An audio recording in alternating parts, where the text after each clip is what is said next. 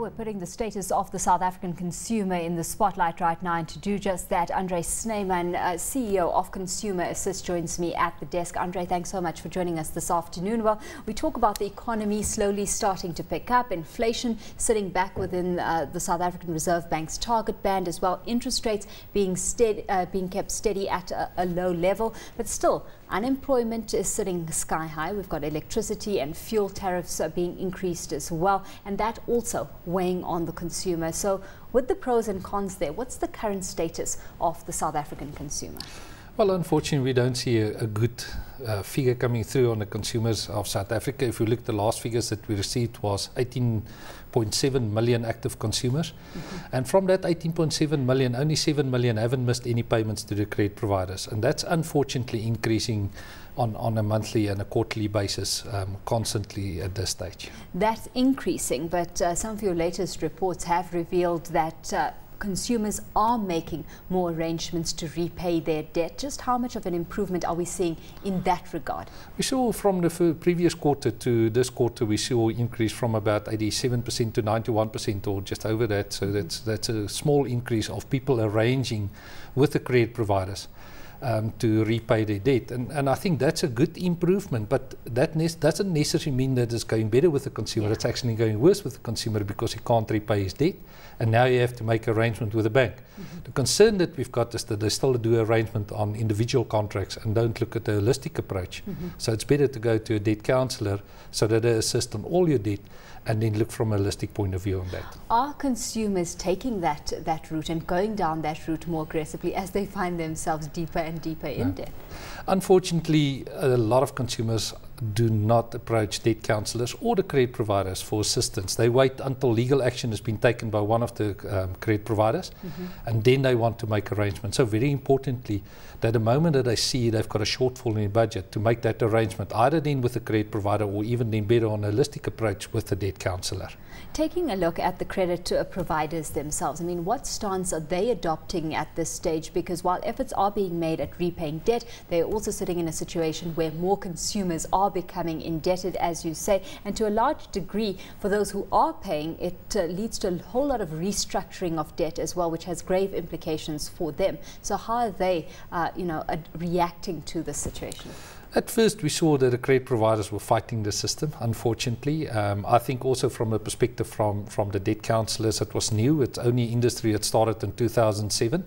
Then the National Credit Regulator put a task team in place with the University of Pretoria, and we see a significant improvement currently on trying to assist the consumer out there, whether it's a debt counsellor or whether it's a credit provider. But unfortunately, we still see that a lot of the credit providers haven't got systems in place, and they will still harass our clients after hours or during the day on repayments, or say that they haven't received any repayments whilst the repayments have been done to the credit providers, phoning them, sending out debt collectors to their houses or even to workplace. So we need the credit providers to put proper systems in place to manage these people that's under debt review. Where this harassment does occur, how are you advising consumers under review to handle situations like these? I think first of all, if the person is under debt review, to get hold of his debt counsellor immediately, report it to them or to the National Credit Regulator. And very importantly, the consumers must realize that they may not be arrested after 8 at night, and also on Saturdays only till 1 o'clock, and Sundays they may not be arrested. Or, they might not arrested, but they may not phone them and bugging them for money. So very importantly that I speak to the debt counsellor and resolve the problems. If we take a look at those who have approached, for counselling, debt counselling, to get their financial affairs in order, it's not enough to get people out of debt. We need to come up with more sustainable measures so that people are able to manage their financial matters beyond just this bad period. Just what kind of improvement are you seeing in actual money management among South African consumers?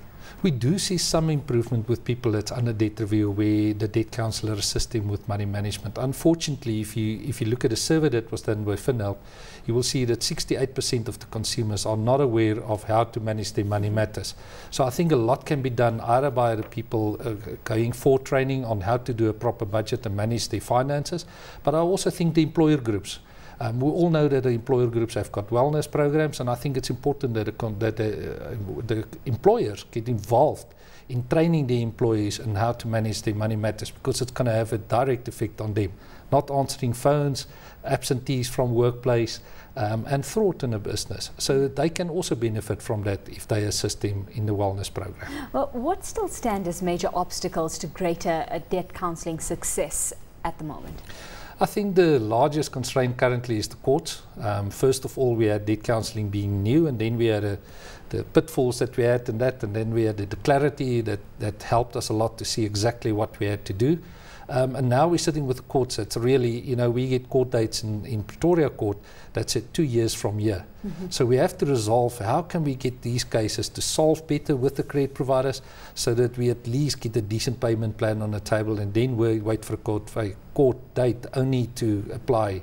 And say that's all right, we can now go ahead. Well, the CFVI, which is used by the Finmark Trust and the University of Pretoria's Bureau of Market Research, shows that 3 of the 4 main components of that index improved in the first quarter of the year, that being savings, debt servicing and income. What's your outlook for the rest of the year? And do you see us getting better before we get worse, or is it worse before any better? From our perspective, definitely we see improvement from the consumer side. Unfortunately, what we now see in our environment there is that a lot of people that's over-indebted is the higher income people that has got more than one bond, have got expensive cars, and what they've done is they utilize the spare savings on their bonds to repay their debt whilst the interest rates was high, and they're now sitting in a difficult situation. But apart from that, on the bottom end of the market, definitely we're seeing improvement, because that people was not as much over-indebted. So there we see improve, but on the higher end, unfortunately, we see a lot of people coming forward for debt counselling.